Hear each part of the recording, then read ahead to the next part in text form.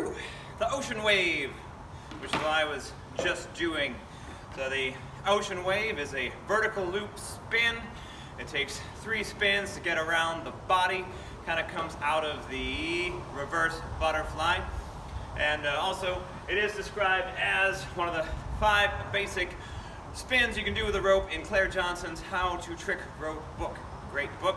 And he says it is the most difficult of the basic spins. So before you learn the ocean wave, a few things you're going to want to know is be real comfortable with your butterfly, with the butterfly turnaround. Turn around. And you also want to be able to do some of the reverse butterfly.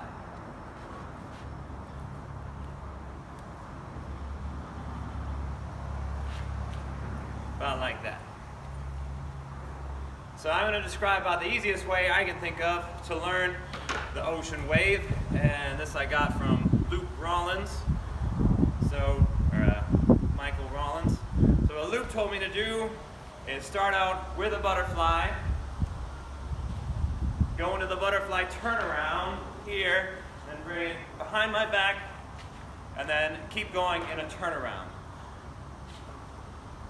So he says, so bring it here, bring it around behind the back, catch it, and go back into a turnaround. So I do that again.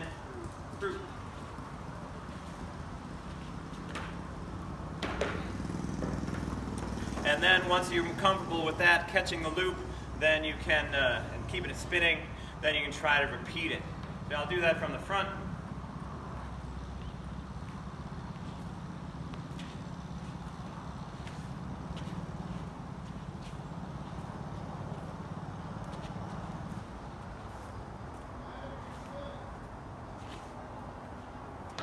So what I'm thinking of doing the ocean wave, I guess the hardest part for me was bringing it boop here. The Honda's at the top right there, right as my hand is coming up over my head. And then I'm going to drop it real quick, and the Honda will then be at the bottom. And then I got to catch it in one vertical spin on this side. And the hardest part I had was trying to catch it on that side. So that took a lot of work. But at least going right back into something I was comfortable with, which was the butterfly turnaround, sort of gave me something real concrete to focus on as I caught it and tried to turn back around. And also what I did to learn the ocean wave is I took some footage of Vince Bruce doing it, and I looked at it frame by frame, and I looked at all the spots where the Honda was at the top and where the Honda was at the bottom. So that means it's 3 spins to go around. So looking at the top and the bottom, that means I had 6 pictures basically to look at. So what I'm going to do now, I'll show you some slow motion footage of me doing the ocean wave, and then I'll show a series of clips of what my arm is doing, where it's at the top and where it's at the bottom, so you can kind of see all 6 arm positions that I go through when I'm doing the ocean wave.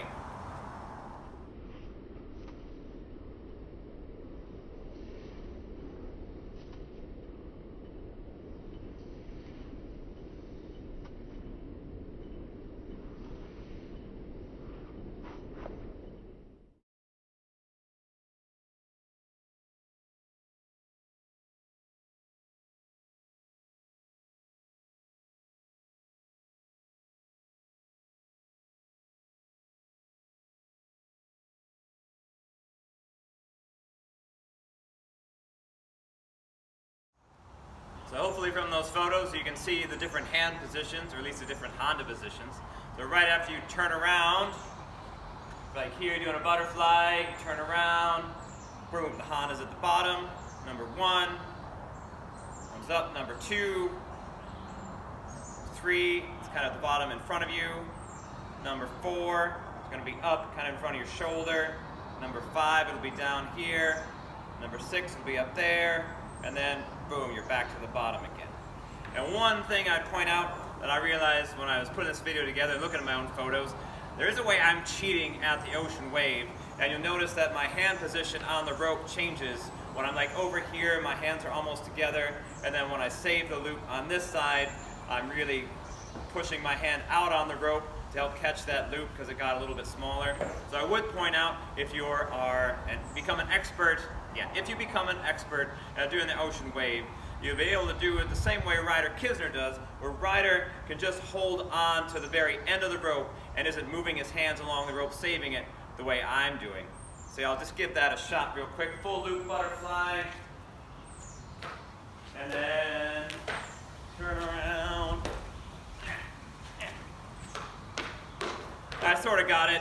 And you can see how the loop got smaller on that side. If I'd had two hands on the rope, I could have like slid my hand down to save it, but that's kind of cheating. But a couple things I would say about why you'd want to learn the ocean wave. One, if you do learn to do it fast, it's a very spectacular loop where you're spinning around. So that's a good reason to learn it. Let's see if I can do a fast version of it.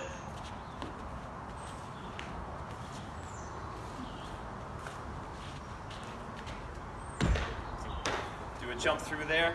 And another reason to learn the ocean wave is that, or the reason why I learned it, is that there's an old rope spinner named Eddie Roscoe in Ohio, and he was chatting with another rope spinner named Doug Smith, and Eddie was telling Doug that you can't call yourself a roper until you learn the ocean wave.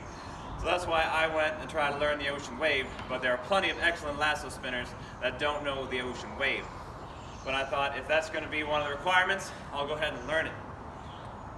But another thing you can do with the ocean wave, because the ocean wave tends to go a little bit sideways as you're spinning it, that makes it a really good way to transition from a large butterfly into a flat loop. So you can do something like this, do your butterfly, ocean wave, it flattens out, and flat loop. You bring it around your body again, pick it up into a butterfly, ocean wave,